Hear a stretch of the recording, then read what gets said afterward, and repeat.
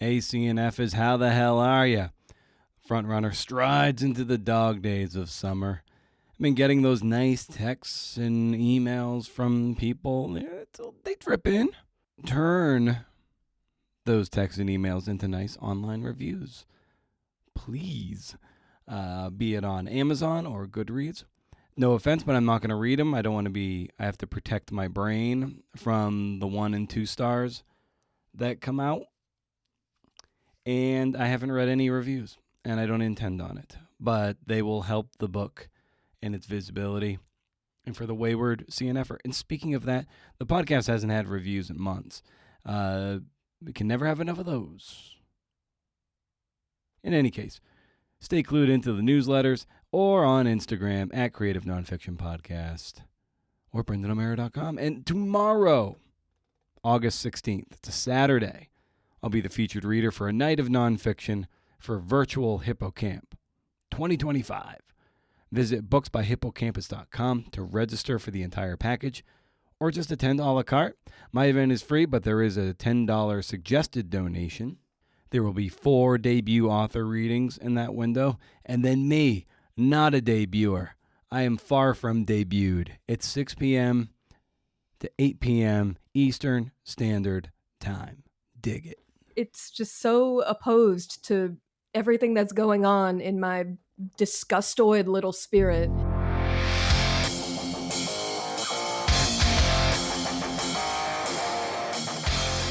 Oh, what do you know?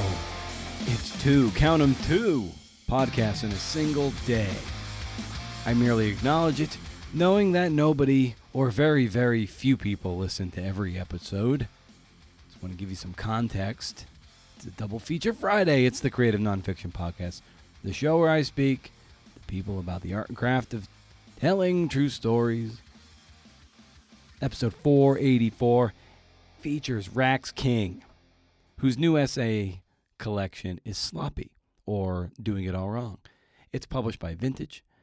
As I tell Rax in this conversation, I hadn't been reading a lot of what I'd call fun books, or books that I just wasn't having that much fun by way of reading for a long time. And that changed with Sloppy, which isn't to say the book doesn't have its heavy moments, but it's couched in a buoyant and irreverent voice that I found very appealing. Like Melissa Febos, Rax is something of a quote machine with acerbic wit that made this episode feel really electric. That's something I noticed from voice-heavy memoirists and essayists. Like, if you're not throwing heat as an essayist, you got to work on your game. Maybe there are some who can lyric their way through, but that's not necessarily my taste, personally. I need people pointing out the absurdities and then their complicity in the absurdity. I don't even know what that means, but it sounded good. Show notes to this episode and more at BrendanO'Mara.com. Hey, there. You can peruse for blogs. You can sign up for the 2 very important newsletters, the flagship Rage Against the Algorithm and Pitch Club, where I invite a long-form journalist onto the show to break down a pitch. They share the text with me, and then I have them audio annotate it, so you get these nice little clips of of their reasoning at a given moment in the pitch and how this thing ultimately was sold. It's a thing I wish I had as baby freelancer 2012 or whenever the hell I started. Helps demystify some of the process, and I think you'll learn a lot. You read a little, you'll listen a little, and you're going to learn a lot. Got a flood of good subs, new subs. Let's keep it coming. The flywheel's moving. It'll never cost a dime. All I ask is for your permission, because platform is currency. That's what I can leverage into actual dollars and cents. Both newsletters, first of the month, no spam, can't beat them. You may also elect to support the show on patreon.com/CNFpod to throw some dollar bills into the CNF Pod coffers. You could earn some FaceTime with me, if you dare. Something of a literary therapist. I can help talk some things through. That's what most of us need. Not more fundamentals with writing, but actually just talking through the process, the doubt, and how to keep going in the face of this absurdity. Check it out, friend. Helps keep the lights on here. Son of a bitch, the lights are flickering. Rax King.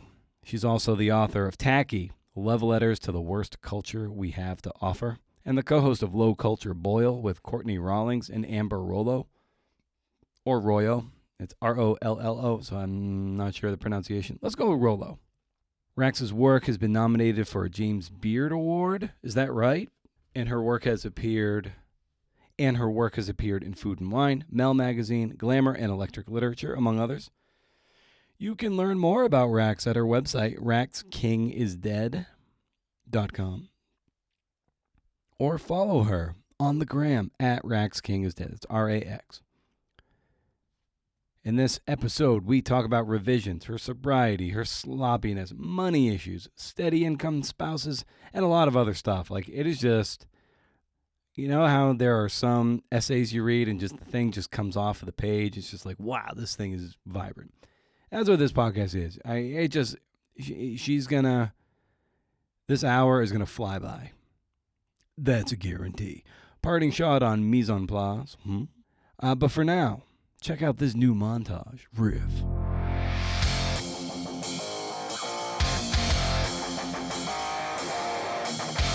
Is this a podcast where I can swear? That's the dumbest fucking shit. Total ego goblin. Just kind of a sloppy person. So true. I actually would not mind just growing people's flowers for them. This is going to have to interest somebody somewhere other than me.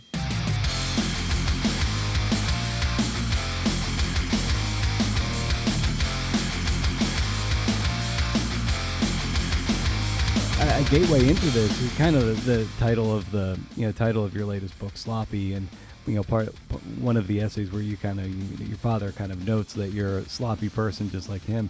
Similarly, like, I'm just like chronically disorganized, this ADHD-addled brain, and there's this one cook online, Derek Sarno. He's a vegan chef.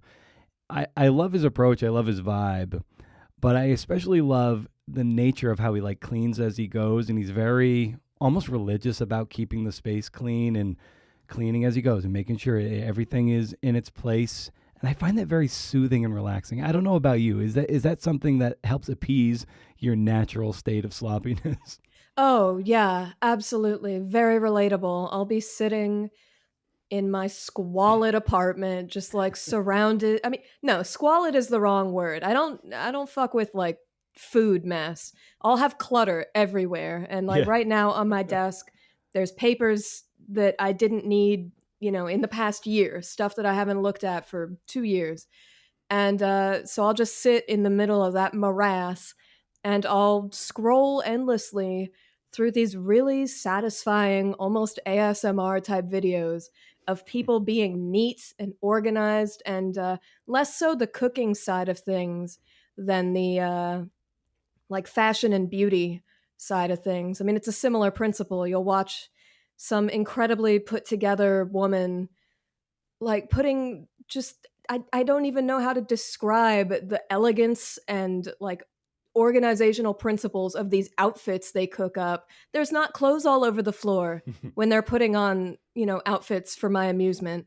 There's not garbage everywhere. It's just this clear shot of minimalist nothing, and it's so beautiful to me, and it's never going to be me. Like right now, all that is clean in this room is the exact square that you can see in this little Zoom window. Everything, I look to the left and it's mess, and I look to the right and it's mess, and there's a computer that doesn't work anymore directly in front of me.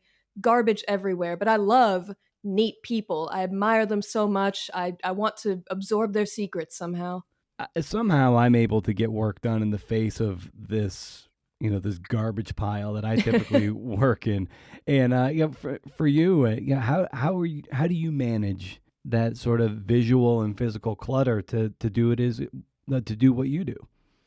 So my honest answer to that question is that I am tyrannical about noise and about quiet, because it's like I don't feel that I can control the amount of mess I make. I mean, I know I can, but I kind of can't. And I really, there's just so many things about my character that are really detrimental to having a writing process, which I need. And it's just so opposed to everything that's going on in my disgustoid little spirit. So the way I compensate is I need to be alone in order to get work done, and I need the room to be just dead silent. And if my husband is home, He's allowed to be home. He's not allowed to move around too much because all the shuffling, gets in my head. If he sneezes, God help him. If he wants to, sometimes he'll start talking to the dog and I'll just snap from the other room, like, can you be quiet? I mean, it's just, I tyrannize my household with my shame about not being able to control anything else. And that is my honest answer to how I get work done, is by being a little monster.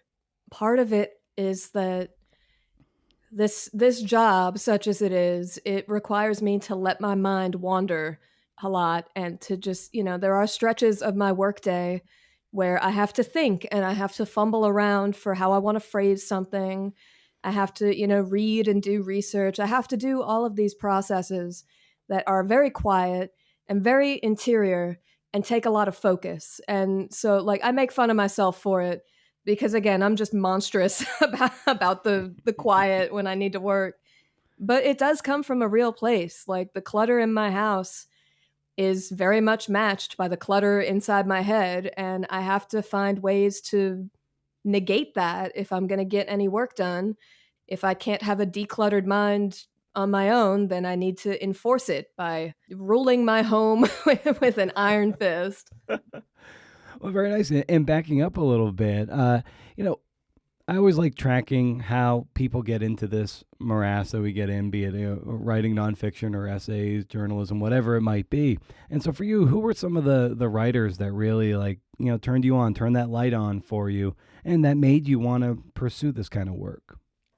I would say the number one writer who, turned my world from black and white to color would be a memoirist and essayist by the name of Lisa Carver. Her work is just criminally underrated, and I've just loved every one of her books so much. They're all, come from different corners of nonfiction world. I mean, she just does all kinds of stuff, and it's all really voicey and informal in tone, very friendly in tone, which informed a lot of my own writing. I mean, I think all writers have some writer who, I think the way Mary Carr phrased it is like, they bust you out of your psychological hidey holes and they force you to really take a look at the kind of writer you want to be and the kind of writer you can be. And so Lisa was that person for me in a big, big way. She's the writer who, she taught me that the way that I speak and the way that I naturally write was allowed. You didn't have to be really formal and academic, and you could research and you could report, and I do those things to different degrees in my work, but you could also talk about yourself, and you could take yourself up as a subject of interest, and that was allowed too. And so she was just so important to me for that reason. And I think in a similar vein, Eve Babbitt's and Samantha Irby, like two other really voicey, informal writers, and in different ways. These writers are all voicey and informal in different ways. And it just showed me, I guess, the breadth of what nonfiction voices can sound like. They don't have to sound that one specific academic way. They can sound personal, and they can sound bright and gossipy, and they can be funny, all that stuff. Yeah, you're bringing up voice. I have hearing you talk about those writers, and then just experiencing your work. It's very voice driven, which is very refreshing and pyrotechnic. And yeah, just for you, voice is it's a very finicky thing. It evolves. It's hard to come across, and like I say, it does evolve over time. So how did you, at least up to this point, cultivate your particular voice? I wish I had a good craft answer to that. Like, I wish I had an answer to that would be replicable for someone who has that question. But the honest truth is that I write the way I talk, pretty much. I mean, if you read my work, like, there are all these little jokey ticks in it that come from just things that I say and the way that I think. And I guess if I could turn that into actionable advice for people, I think most people would do well to pretty much write the way they talk. You can write like the very best, most engaging version of how you talk. You can write the way you talk when you're really grooving on yourself at a party or something, but it should sound like you. It should sound like these words on this page could have come out of your mouth. And I think just whatever draws people to your voice when you're talking to them, that's going to be the thing that draws people to your voice on the page as well. Yeah, imitating, your influences is often how we start to exercise who we are, at least stretch our boundaries a bit. You mentioned a few writers here. Who were some writers, maybe it is these three that you had mentioned, that maybe you were imitating a little bit before you really locked into, who you are? Like you said, the way you talk and the way you orate is like, oh, maybe that's the way I should be writing. I think that probably the earliest writer I can remember, not even just imitating, like outright stealing all of his moves, was David Sedaris. I got into his stuff when I was, end of middle school, beginning of high school, something like that. And the first personal essay I can remember writing was almost word for word ripped off from one of his pieces of writing. I stole like all his best jokes, the formulation of his sentences. I stole like the way he does dialogue. I don't know people who talk like David Sedaris characters, but I made my people talk like David Sedaris characters, just ripped off tip to tail. And I remember I was taking this writing workshop like for teenagers. And all my life I had been told, you're so good at writing, A+ in English every semester from the time you were a small child. So I went in there like preening over my completely ripped off essay. And of course it got just shredded to bits. And I think I might have like walked out of that workshop and not gone back to a workshop until I was an adult. It spooked me so bad. But they were right. It didn't sound like me. David Sedaris is of course he's great on the page, but I think what really put him over the top was how he performs his pieces and reads them, and the cadence with which he's able to deliver those essays in public and before an audience. To what extent do you exercise the auditory experience as you're writing? Some people read out loud to make sure it feels right. How do you practice or incorporate that into your practice? I guess, I did the audiobook for Tacky, and I did this audiobook as well. And when I was writing Sloppy, before I knew that I was going to be doing the audiobook for it, I would like read bits and pieces out loud just to see how it was going to sound. It was always like I would be in rehearsal mode. And I gotta say, certainly I edit heavily. I make big structural edits and I kill any number of darlings. But the way that individual sentences sound, like the way that my work sounds as you're reading it in your head, rarely changes much from first draft to final product. I mean, the things I cut still sound like me. I never really have those confrontations with myself where I'm like, that doesn't sound genuine, or it sounds affected. To toot my own horn, one of very few things that I am 100% confident about as a writer is that my work always sounds good because it always sounds like me, and I am generally a funny person. It's one of the things I have going for me out of like 3 total things. Well, I love that you bring up the fun and the funny part. And I was just thinking to myself the other day, I'm just reading a particular memoir, and it's not a fun and light memoir, and I haven't done a whole lot of fun and light reading in a long time. And I was like, man, Brendan, when was the last time you had, I don't know, fun reading something? and it's been a long time, and thankfully Sloppy was that experience. I was just like, yeah, it's like it makes me want to write stuff that has a bit more levity through my taste and sense of humor. And just in a day and age where things are heavy now, a lot of stuff, a lot of work, a lot of nonfiction just feels very heavy. So it's very refreshing to get something that is a bit more buoyant. Just for your taste, is that what you see out there? Kind of like this lack of a lack of levity, and you're like, you know what? I know I can imbue the literary landscape with something that is lighter and a bit more fun.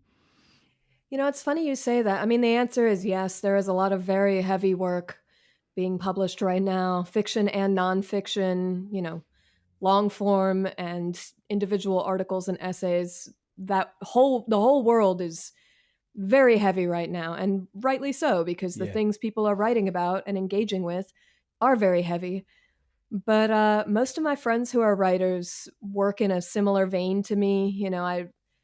I'm friends with a lot of really funny people, and the thing about that is, yes, I am proud to bring some light and levity into a dark time, and I know my writer friends who do similar work are as well. But then I think, the stuff that I'm writing about is actually very heavy. And I Yeah. talked about that with my mom, actually. Like, I invited her to a reading of mine where I read out loud from one of the chapters in Sloppy, which is about the week that I spent in a mental institution. And, the chapter was funny and people were laughing. And my mom came up to me afterwards and was like, that was really funny. And it's weird because I remember that week and it was one of the saddest weeks that I've ever had in my life. And I was like, oh, yeah, me too. It was horrible. But that doesn't mean that, how many years has it been? 12 years later, I can't find the humor in it. There's humor in everything, really. Right. Yeah, and it's when that humor comes from when it comes from truth, it can and it's the ballast of it is the heaviness. Like when you burrow below, you're like, oh, actually, this is pretty heavy and fucked up. But when you can imbue it with some pastel colors in a really good one liner here and there, it's like you kind of forget how heavy it is, and then you realize like, oh my god, this is getting metabolized through a really just a wonderful filter that's just like you forget the heaviness, but then you're reminded of how heavy it is, and then you're like, oh my god, how was Rax able to write about this in such a way that I forgot how heavy it is? Yeah, I think it's often a balancing act, actually, because something that I really hope not to do is to just be so relentless with the jokes and the one-liners that the seriousness of what I'm talking about is just completely negated. Like I don't want that. I want to write humorously about things that are unpleasant in Mhm. life. I want my work to be, light and funny. I don't want to go full Borowitz report where just everything is like Yeah. excuse me, that's kind of haterism on my part. And it's completely unwarranted haterism because I do not know this man at all. But, that's sort of the tone that I'm not going for, is just everything's a joke. Everything is a sort of snide little one-liner. Like, I don't want to do that. I want my work to be funny, but I also want it to be warm and human, hopefully. Yeah, the nonstop like pitter patter of those one liners like that can be just exhausting. It's just like, Mm. okay, I get the joke and that's pretty witty, but like when you can balance it with some degree of tenderness, love him or hate him, I love him like a Wes Anderson movie. It often has that balance of like really zany humor and one liners, smart one liners because he's just such a intellectually smart guy, but it's often balanced with some really heartfelt things like Royal Tenenbaums, probably his masterpiece there. There's so much heart there. And then you get, it makes the humor like that acid that cuts through a very rich thing, to use a cooking metaphor. So yeah, the balance is what makes things brilliant. I think I would agree with that. I think that there's a type of humor writing that comes off sort of confected. Like the person doing the writing is just hell bent on making everything into a joke, and you can like see the strings being pulled almost. I mean, yeah, it's as you describe, it can be exhausting. And I think that the balance is much more rewarding, but for me as a writer, but I hope also for a reader who is like seeking maybe not to take their mind off things so much as to see a lighter side of things. Right. And, a lot of times when we're writing essays and certainly books, when you're trying to, and in your case, like put essays together to make a coherent whole, there's a lot of doubt that goes into this business, a lot of self-doubt. And I wrestle with it all the time. When I'm in the heat of something, I can barely get a good night's sleep. I'm up at 2 to 3 in the morning just with those panic sweats. Um, but for you, how do you wrestle with the doubt that is inherent to this line of work? Honestly, I try and ignore it as much as I possibly can. Put it I'm under a someone pile who of clutter somewhere. literally, like I put it into, at the bottom of a pile of brain clutter as much as I can. Because I'm someone, this book is also about me being an alcoholic and a drug addict. And that is the type of person who, total ego goblin, very prone to self doubt, very prone to self loathing and self pity. And it's really easy for me if I latch on to a doubt at the right time.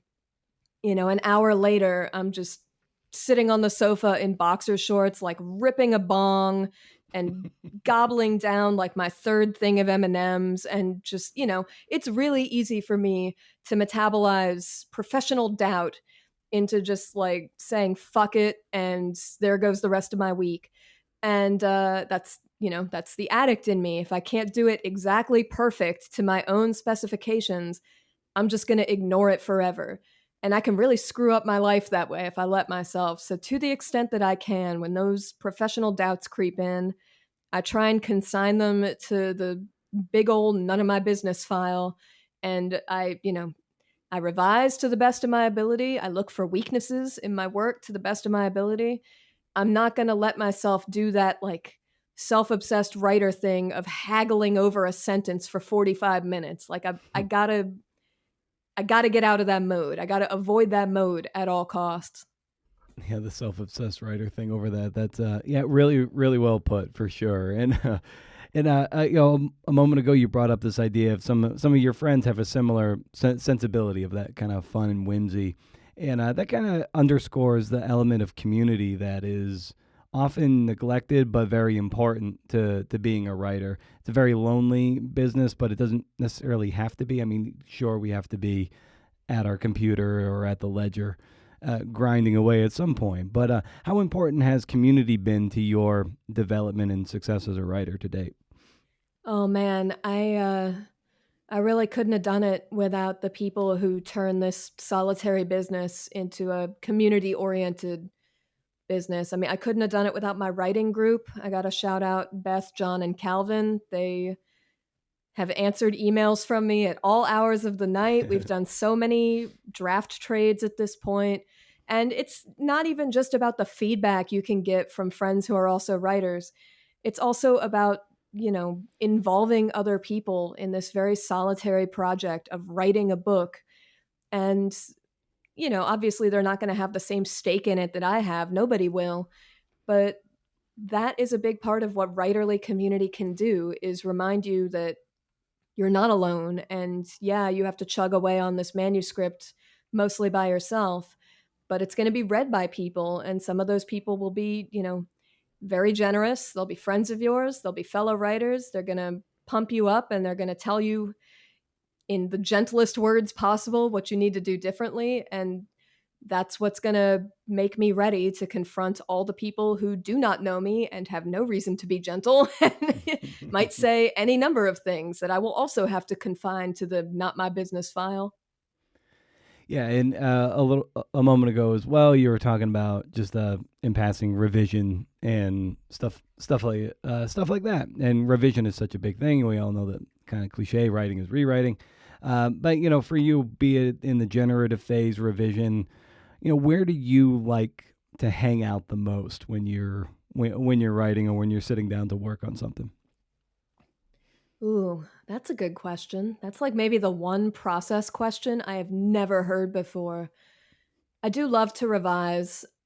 There's like that little obsessive guy in my head who loves to just dig into a draft and spend all day identifying exactly what's wrong with it and like fixing it. I love to be in that mode. Certainly the generative mode can be a lot of fun. Like every writer alive knows that experience of all of a sudden you get hit with a thunderbolt and it just comes out of you like it's nothing and it doesn't even feel like you're writing it. I mean, those moments are magical.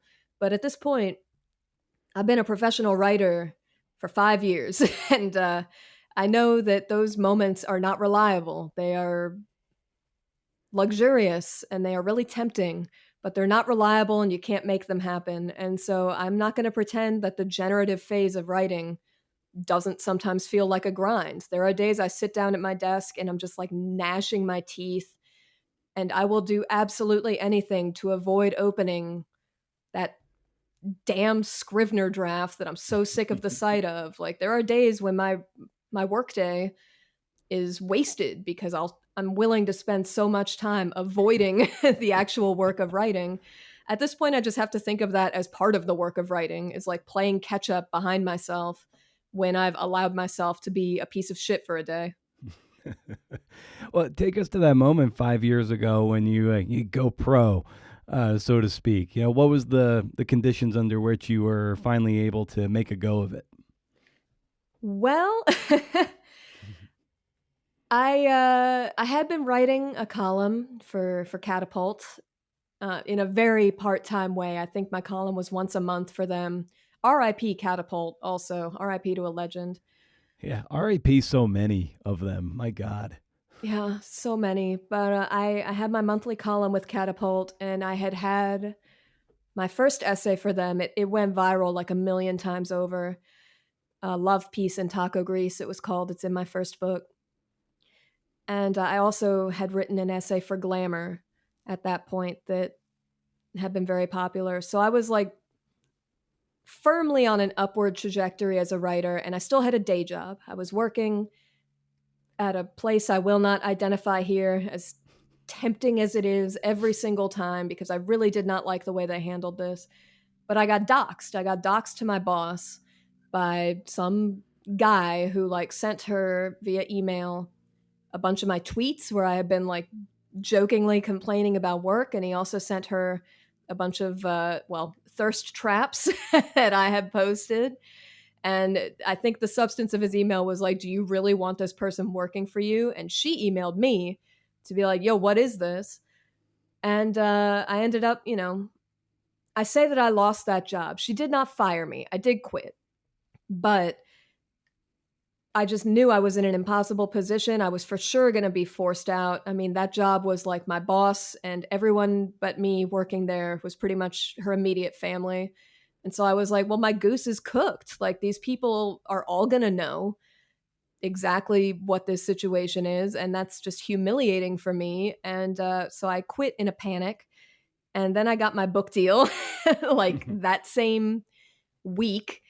And so, I'm really, really fortunate that things happened in that order. I'm really fortunate that I was able to default to being a professional writer. I mean, I know for most people it goes the other way. They try to be a professional writer and they're forced out of this contracting industry into some kind of day job like the one that I lost. But it was sort of a necessity for me. Like, it was COVID. It was the height of COVID. There was no way I was going to find another day job. And I just said, screw it. Let me make this enormous gamble. And I will say, it's been a struggle. Like, my life is not glamorous. If I did not have a husband with a union job and good health insurance, I wouldn't be able to hold on to this career. So I've gotten lucky in a lot of ways on that front. But yeah, that was my journey. It was ass backwards. Well, that's exactly you bringing that up. Your husband with a union job and health insurance. I bring that up all the time because my wife is the breadwinner by a pole, as they say in horse racing, like by a long shot. We can typically live off of her salary, and she has the health insurance. In my latest book, like the last line of my acknowledgments was like, "Thanks for the health insurance," and it's one of these things. It helps people like us to be able to acknowledge that there are conditions under which we need to be transparent about, to be like, this is the privilege under which we operate, that so that we can do this, and that it isn't just, you're doing more work than the 2 books you've written, and I'm doing more than the books I've written, and but holding us up and propping us up to be able to do that is a certain domestic institutional framework that allows us to do that without stress. The fact that we have health insurance is like, talk about a hierarchy of need that we don't have to worry about, at least right now, and that frees you up. So yeah, I think that's absolutely right. And when I say I couldn't do it without my husband's support, I mean, I could, I could grit my teeth and take my little $45,000 a year and struggle Yeah. But in a very real sense, I am 33 years old. I got bad knees.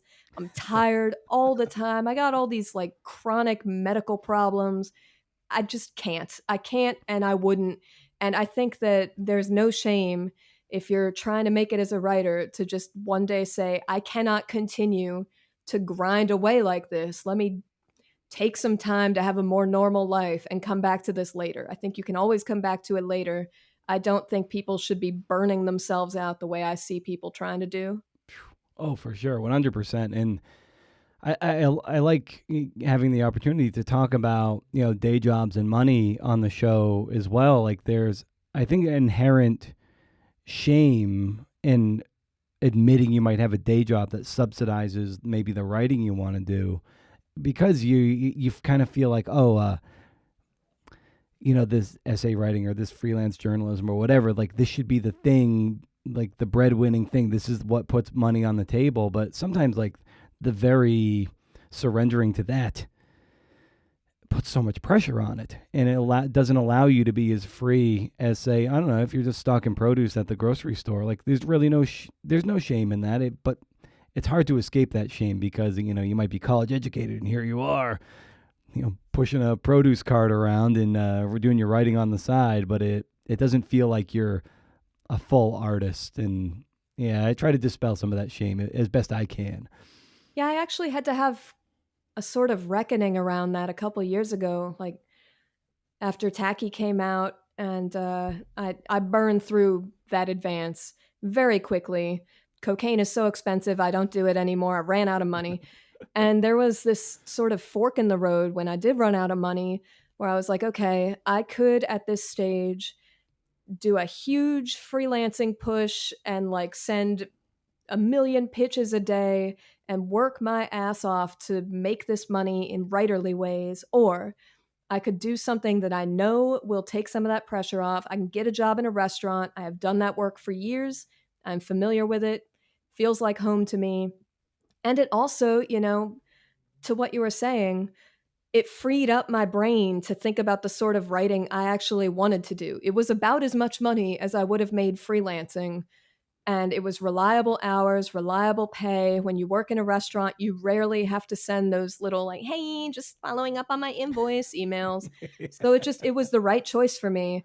And I often recommend that to writers who are in a similar struggle phase is, it might not be worth it to try and make that money writing. It might be way better for you and your sanity and your career ultimately to make that money some way where you don't have to think about it too much and save your brain power for thinking about your writing without having to do the sort of writing that makes money, rarely the sort of writing that excites you the most. Yeah. Oh, that's really well put. And there's a moment in Sloppy where it's the essay you're writing when you were dancing, and there's this one moment, and this speaks to making an income as a freelance writer too, where you write like, Liv urged me to harpoon a whale to make one of the richer, more generous men into my a regular customer. What gives you job security? Otherwise, every day is a struggle. Not to imply that like your life is a struggle, but the idea is if you're just doing these like little one-offs, you'll burn yourself out. And I suspect even in with that job, but even in writing, like the idea if you can get this big anchor client, it kind of frees you up to do something else. Like I don't know, that just seemed there was that idea really rhymed with writing as well as with dancing. Yeah, I mean, I think that's spot on. It's the patronage model, it's the Medici model. Everybody is trying to find a Medici in every field, whether you're hoping that like some billionaire like gets a wild hair up his ass to like buy your company and boost everyone's salaries, whether you're hoping to find like a staff writer position where you only have to write, 2,000 words once a month or whatever. All of these gigs, it certainly applies to service work as well. And Brendan is being very delicate. He's saying dancing. I was a stripper. So when you talk about like whales in that context, it's that same patronage model. You don't want to be the stripper who's walking around to every guy in the room like, want to dance, just like burning yourself out, driving yourself insane, probably feeling very rejected and bad about yourself, the way I still feel when I send out a bunch of pitch emails, nobody gets back to me. You're trying to harpoon a whale. You're trying to get some guy's attention who is going to come to the club regularly and give you money regularly in a way that imitates a salary. That is all any of us are trying to do, is imitate a real salary, because those don't exist anymore. Yeah.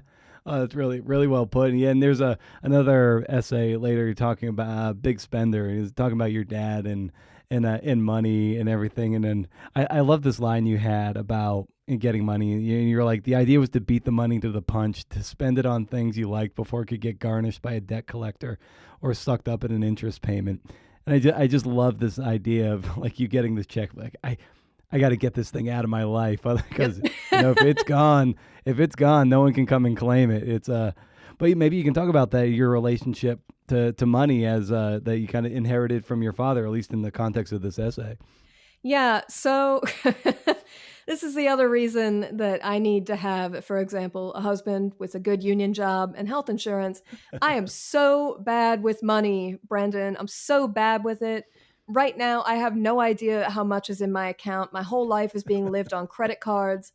I'm a mess. I'm a money mess. And my position in that essay is that you should be allowed to be a money mess. You should be allowed to spend all your money on useless trinkets. That should be an option for people because, like, I don't know, yeah, saving money is good and it's important, but like also stuff that costs money is really, really fun. And I think I am entitled to that stuff despite not having all that much money. And so this is like the push-pull of my entire life, is just being a profligate mess. And yeah, I just think there should be way less shame around spending money on dumb garbage. What else is available to me? I'm never going to own a house. Like, that's not in the cards for me. I'm never going to, retire? Like, that does not sound like me. I'm going to spend all of this money on foolishness. I'm not going to, like, sock it away for some distant, unknowable future when maybe I'll get to enjoy it. Maybe I won't. If I spend it now, I'm enjoying it now. And I cannot recommend that other people do this because I think people would yell at me if I did, but that's my approach. And so far, mostly nothing bad has happened. Mostly. I love a line too, where it is your dad saying like, I got a discount is the classic guilty lie of big spenders. And I love that because I remember growing up myself in the 80s. My family just had a real fucked up relationship to money. My dad was like frugal to the point of like draconian, and my mom was a bit of a they both grew up poor. She grew up real poor, so hanging on to money was not in her nature.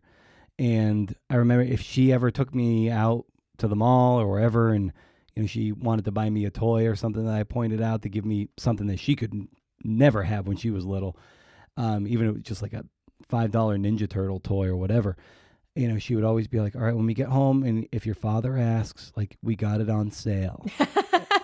And it was like all the times it was like, we got it on sale. You had to be really sneaky about it. Yeah, you do have to be sneaky about it. Even when I'm talking to someone who my financial situation is none of their business, even if they're not asking me about money, if someone's like, wow, I love that dress, where'd you get it? I have to lie. I have to be like, oh, I got it at such and such place on sale. I got a discount. Like, this person doesn't care. Nobody cares, but it's, money is this secret, shameful thing. And every single person is convinced they're doing money wrong. They think that, like, if they did money a little differently, they would have enough of it. You're never going to have enough money. Super rich people don't think they have enough money. So go ahead and like buy the thing that you can't quite afford. Worry about it later. I love how your father is something of a recurring character in these essays in some capacity. And, he passed away a couple years ago, and I came across an essay that you wrote about him, how you would write emails to him after he passed away. And I just wanted to maybe get a sense of, your connection to him and how he mattered in your life to the extent that you would write emails to someone who had passed away, and have him be such a grace note through Sloppy. Oh man, I loved my dad so much. He was so cool and funny and strange. Just a deeply odd person. But like, since I quit drinking, I've been devoting a lot of the money I used to spend on liquor and drugs to like hobbies, to kind of have something positive that I'm doing with that money instead of just feeling bored and sober all the time. And I realized at some recent point, like, I've been taking Yiddish classes. I've been learning to play the banjo. I've been going to boxing. I'm like learning how to box. These are all things that I learned from my dad. Like, I love old time music because my dad taught me about it. And he taught me my first few words of Yiddish. And like, he taught me how to throw a punch. He taught my mom too. Apparently his like big piece of advice was you always keep your thumb outside your fist. Otherwise you're going to break it. But I didn't know that. Like, we would watch boxing together all the time. And that was the thing he would say was like, you see how those gloves are? The thumb is separate from the fingers. You want to do that same thing when you throw a punch. And I'm like 7 years old and I have asthma. And I'm like, okay, got it. But like, he looms in that way for me. Like, I started doing all of those things, the Yiddish and the music and so on, not really thinking about him. And he just lives in my marrow like that. Like the way I talk, I mean, I get some of my speech patterns from him, and I cough in the same voice that he did. Like when I cough, it sounds like him, which is super gross, but whatever. His hair and his eyebrows are on my head, all of that stuff. And I don't really write the emails to him so much anymore. That's something that I did right when he first died. And at this point, it's been long enough that I don't really need to hold on to as many of those totemic gestures. But I still, in my head, will try and consult him for advice. I'll try and hear what he might tell me about things. And of course, in another essay in that book, I talk about how I have his fucking trinkets all over my damn house, like just on every surface is stuff that I inherited when he died. So like, he's very much still a presence in my life in both literal and more, I guess, metaphysical ways. And he's still really important to me. And he was all over my first book and all over this one. And I don't know that I'll ever feel like I have him completely figured out. I love how you bring him to life on the page. You seem like a pretty complicated and funny guy. Yeah, he was the funny friend. Like every little group of friends has the funny one who's like the life of the party, and he was that person in every group of friends he had. And also, the funny friend is often deeply depressed and like unhappy on just this cell level, and he was like that too. He was really funny and charismatic and magnetic, and then when it was just me and him alone, he would get so deep in the dumps. It was like hard to reconcile the two faces of his that I saw. Yeah, and you brought up too, as you were in sober talk and in dealing with the boredom, finding these hobbies to best fill that void, so to speak. I love one of the lines you wrote, like going out in public, you'd be like, sober, I was a bad sport. And anytime that I've gone through long stretches of, say, not drinking, I have almost a hard time not looking like that wet blanket. And I wonder, just for you, how have you grown to overcome looking like the bad sport? So, God, I think every single response I've given on this podcast, I've begun with, so, got to stop doing that. I think that when I wrote that line, when I wrote the essay that it comes from, Proud Alcoholic Stock, I had been sober something like a month, at most. And I was still seething about it. Like, I knew that sobriety was something I had to do. I knew that if I didn't do it, I was going to die. But there's that great line from The Sopranos where Tony has just had that attempt on his life, and he's talking about how every day is a gift, and he says that a few days in a row, and then he becomes more subdued with it. And he's like, yes, I still think that every day is a gift, but does it always have to be a pair of socks? And that's very much how I felt, was like, every day, yeah, okay, every day's a gift, and I'm not puking hungover all the time anymore. But every day is very much a pair of socks. Like, I'm no longer throwing my life into disarray just to see what'll happen. And I'm no longer like cheating on every partner and telling well, I guess I still tell my share of pointless lies, but not high stakes ones. Like, a lot of those instincts just had nowhere to go. At this point, I'm sober 3 years and change.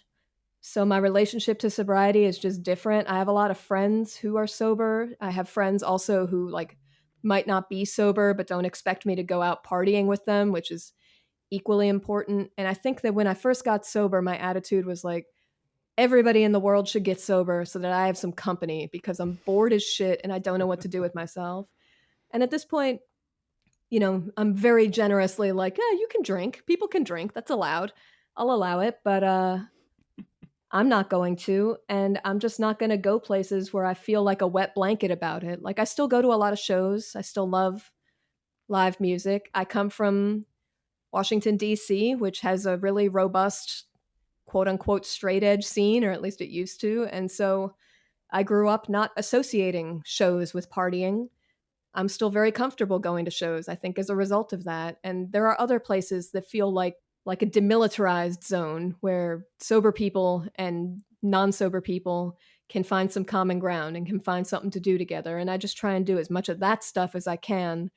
And I try really hard to see the less. That's the best advice I can give anyone is see the less. Yeah, you wrote too, like, I occasionally ponder whether I was ever a real alcoholic or if my anxiety and self-obsession talked me into self-diagnosing unnecessarily. In 12-step parlance, I'm white-knuckling my way through getting clean. And is that something you still quite relate to? White knuckling, not so much anymore. I have a much better support system than I used to. I guess at this point, actually, like that line you just read, the little circle jerk of like, was I really an alcoholic or did I just convince myself of, all that stuff. I have come to accept that I probably wouldn't even be stuck in that thought loop if I was not definitely an alcoholic. Like, I wouldn't be thinking about how much I'm thinking about it. I would just drink or not, and it wouldn't be so fraught for me. And it is fraught. It's incredibly fraught. And every time I feel like maybe I could theoretically have a drink with dinner or whatever, like, no, I have to remember that even having that thought and having it like sneak into my head at unexpected moments is a sign that I can't, because if I could drink and not have a problem with it, I wouldn't have so many problems with it in my head either. Yeah, in Melissa Febos' latest book, Jesus Christ, Dry Season. Dry Season. Oh, Yeah. she's so cool. Yeah, but she writes about that too, and her struggling with addiction, and like that the fact that you have such an internal dialogue about it when you're rationalizing it or you're feeling guilty or like that in and of itself is the sign of the sickness when you have to like constantly rationalize it or de-rationalize it or whatever the talk is. If there's a constant chatter between your ears about it, like that in and of itself is the red flag you should be heeding. Yeah, and and that's the whole reason really that I quit drinking. I mean, certainly I had screwed up my life and I had made some really big mistakes that, if I kept drinking, I would make a mistake I couldn't come back from. If I kept drinking after that, I would die. Like, I did know that. Mostly my impetus to quit drinking was like, I cannot devote this much thought to drinking anymore. I can't spend so much brain power on like, exactly how to titrate my alcohol intake so that I could get really maximally wasted without being too hungover the next day. All those endless calculations, like I was just enslaved to them. I had no brain power for anything else pretty much. And I knew like, yeah, I needed to quit for my own safety, but I needed to quit so that I could think about something else again. I needed to like turn the damn page on all the drinking, all the thinking about it. Yeah, and in a collection of this nature, you're talking about, front of the house, working in restaurants. We've talked about, money. There's another essay about Wolf of Wall Street in there, which kind of delves into sobriety and boredom and other sobriety. There's just a lot of stuff, but it does feel it does feel cohesive, I guess is what I'm trying to say. And so when you're putting together an essay collection, how were you thinking about putting these things that are in some ways disparate together, so you can read each one, a la carte, but all together it does feel like, oh yeah, these belong between these two covers. Well, the original way that this book was going to be was more straightforward sobriety memoir, I guess, capital S, capital M, sobriety memoir, the sort of thing that is, I guess, kind of discouraged now because there are so many of them. And that's how I originally envisioned it. And in talking more to my editor, we decided that the organizing principle should be bad habits in general, and not just drug addiction bad habits, although that does come up numerous times, but shoplifting is in there, and being bad with money, as we've talked about, very much in there. Lying for no reason, that's in there. Having an anger problem, like all of these unsuitable behaviors that I'm still stuck on to some degree or other. And so in that way, there are some essays in here that I think of as kind of triumphant. I mean, obviously I'm not in active addiction now, so the general arc is fairly triumphant, but there's also all kinds of bad habits in there that I am still entirely guilty of. And I guess taking it away from that addiction memoir space was a way to deny the easy payoff of like, well, I used to be a fuck up. I quit drinking and drugs. Now I'm not. No, I'm still such a fuck up. I'm going to be a fuck up probably for the rest of my life. Certain things about myself are unfixable. They're manageable. They're not fixable. And so this is much more a collection about coming to terms with that inherent unfixability of the human spirit than it is about like, oh, I triumphed over addiction and adversity. Yeah. Well, it seems like I think the perfect salve to our airbrush social media era to lean into those imperfections and the sloppiness of our life and the way each day is its own mess of bullshit. And how do we surf that bullshit, because anything less than that is not only inauthentic but just completely unrealistic. Yeah, I definitely never want to present the polished version of myself. Honestly, is there a polished version of myself at this point? I can like put on a nice dress for a wedding or something. I cannot be polished. I've been working for myself too long. I've been writing about my little peccadillos for too long. Not a polished person. And I think that, there is value actually in reading these memoirs and reading personal writing from people who aren't pretending to be polished and aren't pretending that they've corrected their essential selves or whatever. That is not interesting to me. I'd much rather read about somebody grappling with their imperfections and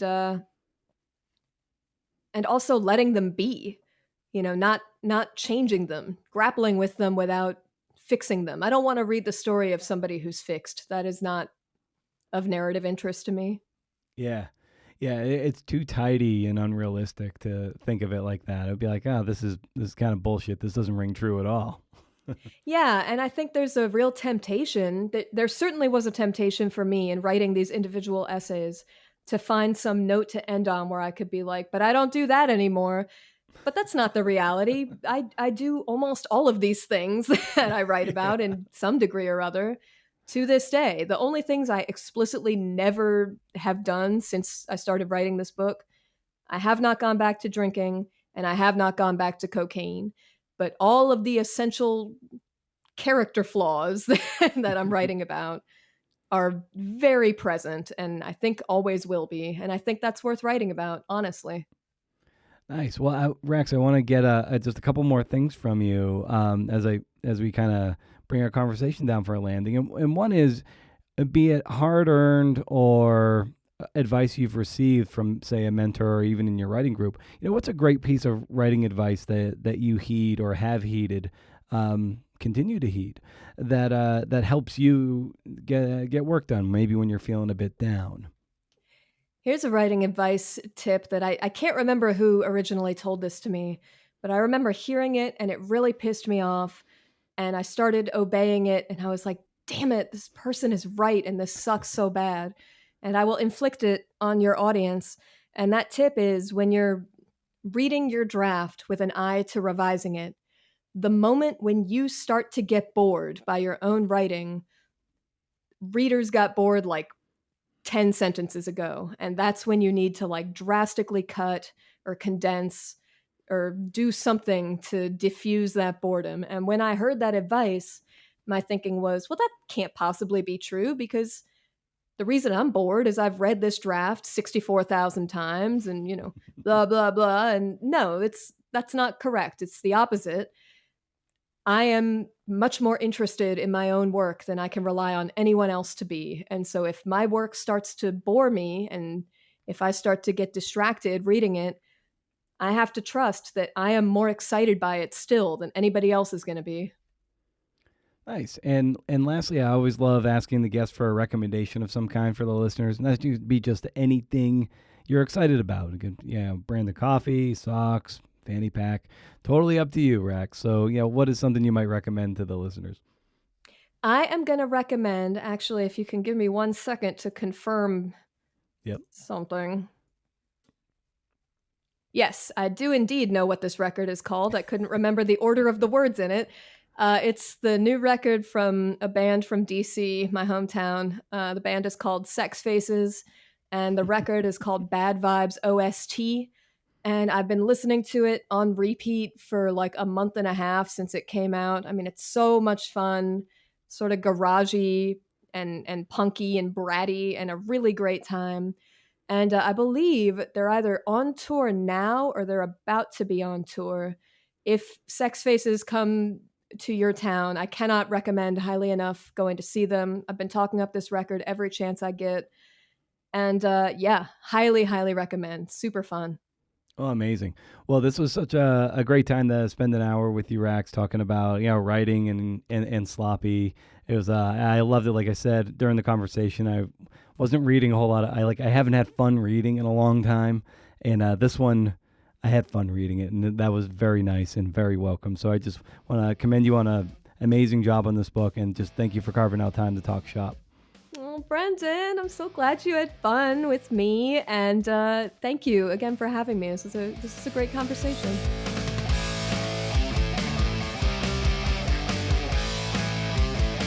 Yeah. All right, don't forget about the virtual Hippocamp all weekend, and specifically a night of nonfiction featuring me as the headlining reader.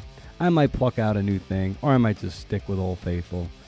I still have only read like this one excerpt from the book, and I haven't read it at all since. I still can't stand the sight of my own writing. August 16th, 6 to 8 p.m. Eastern. Register at booksbyhippocampus.com. Now, this episode with Rax started by me asking her about the calming effect of people who are gloriously tidy. Rax and I are definitely sloppy. Oh, and by the way, thanks to Rax for coming on the show. RaxKingIsDead.com and at RaxKingIsDead on Instagram. Yes, watching Derek Sarno's YouTube channel, Vegan Chef, very calming for me. I also like Aki, the Japanese minimalist. But with Sarno, he's huge on his mise en place. He is a classically trained chef, preparing all his ingredients before he cooks. He puts them in these little plastic deli containers, and he obsessively cleans his station, his cutting board, his knife as he goes. When he used to cater at people's houses, he made sure he left the host's kitchen cleaner than when they arrived. I mean, that is just fundamental kindness right there. And kind of like the old camping slogan, leave the place better than you found it. Now, the cartoonist Dana Jerry Mayer, she looks at a clean desk with a heavy bout of skepticism. And I largely agree. But if I could do something similar with my cook station, meaning my desk, what would that look like? What are the ingredients I'm cooking with? Here are my notes. Here are these articles. Here's this book. When your mind is so frenetically frantic, so batshit all over the place, then taken up to 11 by caffeine and fascism, creating a sense of calm and clarity around the workspace makes a lot of sense to me. It's a little more work up front to get everything ready and in its place, but there's something to be said for keeping things in order and staying on top of it. That's part of the reason I'm so attracted to the idea of just tiny houses and tiny living, because you have to work within those constraints. And the constraints make decisions for you. It's like flash nonfiction or flash fiction. When you've got only a couple hundred words, you can't be indulgent with that. Say with tiny living, if you only get to keep 20 books, not 300. As my wife says, humans are like gases. We expand to fill our places and our spaces. And right now, my cook space, such as it is not ideal. I am not walking the walk. I have 4 books, a DVD, 2 handkerchiefs, a ruler, 2 pencils, and a dirty bowl from breakfast 4 hours ago, and a cup of iced coffee that is depressingly room temperature. So this whole mise en place is a work in progress. Very much in progress. So stay wild, see you in efforts. And if you can't do, interview. See ya.